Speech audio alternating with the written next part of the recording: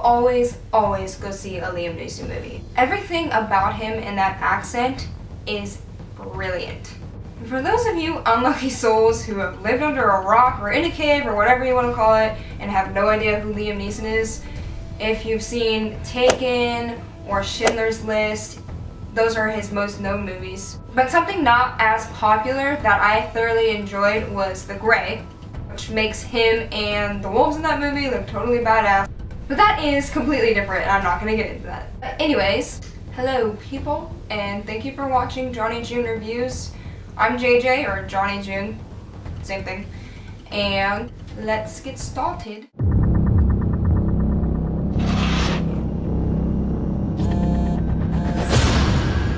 So this story is about an air marshal who boards a flight to go to Europe, anticipating it to be like any regular day in his normal routine. However, his normal routine completely turns upside down when he receives a text that informs him that he needs to start his stopwatch for every 20 minutes.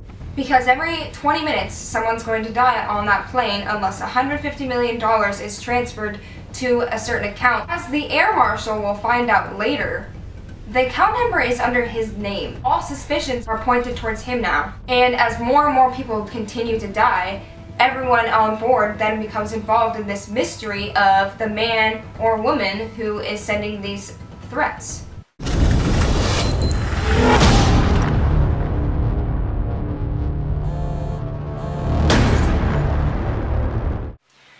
Things I love about this movie is that no matter how important a character is to the plot, suspicions remain high for every single one. But let me start talking about Liam Neeson's character, whose name is Bill, and he is the air marshal on this flight. The movie starts with Bill sitting in his car outside of the airport pouring some alcohol into his mug of coffee. We can already take from this, in the first 2 minutes, that this guy's got a drinking problem. After this, he walks into the airport. Beginning credits are rolling, but you can see how he really doesn't want to be there. You can see how he's very poor attitude towards being there, with not only the way that he's talking to certain people on the phone and the lack of patience he has towards the other people in the airport.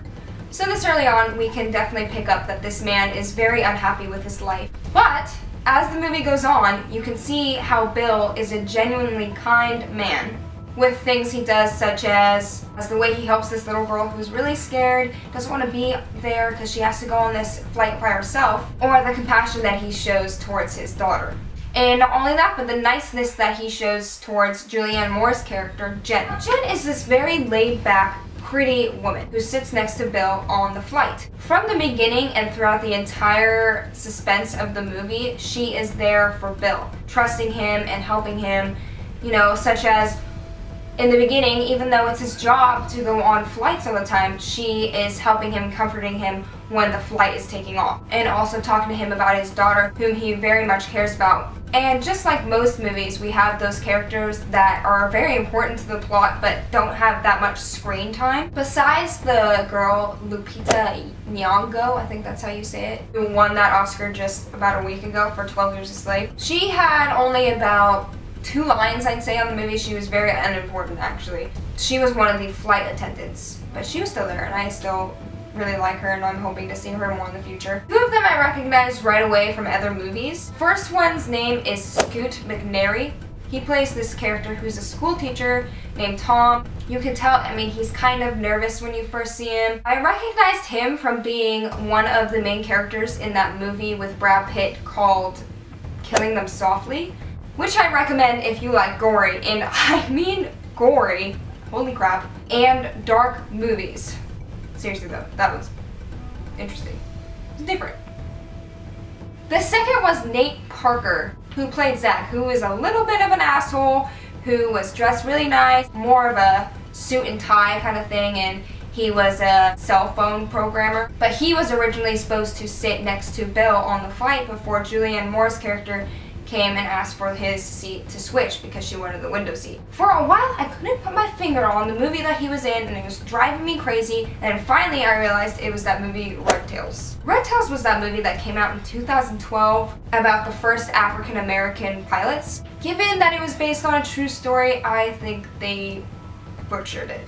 God, it was one of those movies I did not like sitting through. So Obviously, I don't recommend seeing that one. Then we have this kind of stiff NYPD guy who sits back and coach, as well as the typical know-it-all lawyer who sits next to him. Just to let you know, not all lawyers are like that. I say that because my dad used to be one. But anyways, we also have this total punk of a kid sitting back there. He's got his earphones in. He's just being a pain in the butt to everyone, especially Liam Neeson's character, Bill, because he's totally disrespectful to him even when he makes himself known as the air marshal. Then we have these two very nice British pilots, and also another air marshal whose name is Agent Hammond. He seems like a decent guy. Alongside all of these people is this really, really intelligent, seems very genuine doctor. But he happens to be Muslim and wearing one of those headscarves. So when things start to get ugly, of course people are going to start pointing fingers at him. And last but not least is the really, really sweet British flight attendant who knows Bill from all the times that they have gone on flights together for his job, obviously, and for hers. And throughout the entire movie, she does everything that she can to help Bill keep things in order. But like I said earlier, it doesn't matter how sweet, how genuine, how assholey, if that's a word. No, it's not.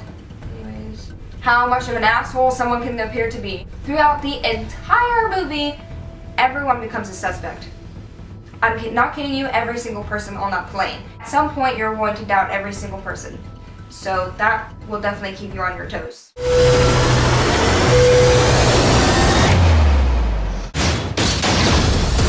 So, if I haven't completely bored you so far, and I still have your attention and you've been watching all the way through, you clearly know at this point that the movie takes place on an airplane. With that being said, there's a tiny amount of space for these 100 or so people, so it makes it kind of difficult to put any effects in the movie. However, when there are effects, they are decently convincing and believable. Why I say decently is because, no, I'd say they actually, you know what, they were pretty good, because that looked pretty realistic to me. But that's taking the fight scenes out of it, because I always love my fight scenes in movies. Instead of the characters just swinging at each other, I love when they have precision and they show some great martial arts, and the director really makes you see the little things that make a certain person pass out or be killed or anything like that. You know, like the Jason Statham movies. Yeah, some might not like him just because he plays the same character in every movie.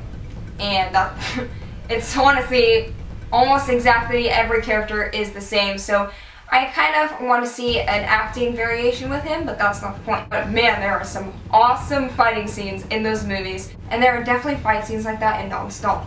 There are times when he used a seatbelt as a weapon, or when one of the characters, he does this really cool thing where he pushes his gun and his thumb up into the other guy's neck so that it's like hitting one of the pressure points, so that he can easily make it so that the other guy would pass out. And just for those of you who love fight scenes as much as I do, put a little list below in the description of some Jason Statham movies that I really liked and had some awesome fight scenes.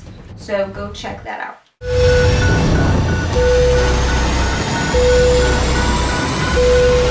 Advance high-tech as planned. I very, very much enjoyed this movie. Enough to make it so that I would go see it a second time in theaters with some friends that I recommended it to. The acting was really good and very well written. My assumptions for the movie are proven wrong, and I'm completely just on my toes the entire movie. Then that's when I'm impressed. Because nowadays, it kind of takes a lot to prove me wrong and keep me guessing, because usually I can just predict everything that's going to happen in the rest of the movie. Not to brag or anything. However, there were a few certain things in the story that didn't add up and kind of poked a huge hole in the logic of the writing. That kind of irritated me. With all of that being said, my rating for this movie is a 7.5 out of 10, which falls right between good and very good. You haven't let me down yet, Liam. Wait a second. Taken two. Oh man. Anyways, thank you so much for watching. For some reason I like to get into a British accent, which isn't very good when I speak randomly. If you're interested in my rating system, it is right below. Just scroll me up and you will see me in the description box. And if you thought this review was good, you should go hit that like button or the subscribe button, because I would be very thankful. Also, if you didn't like it, You should also do that. Bye-bye.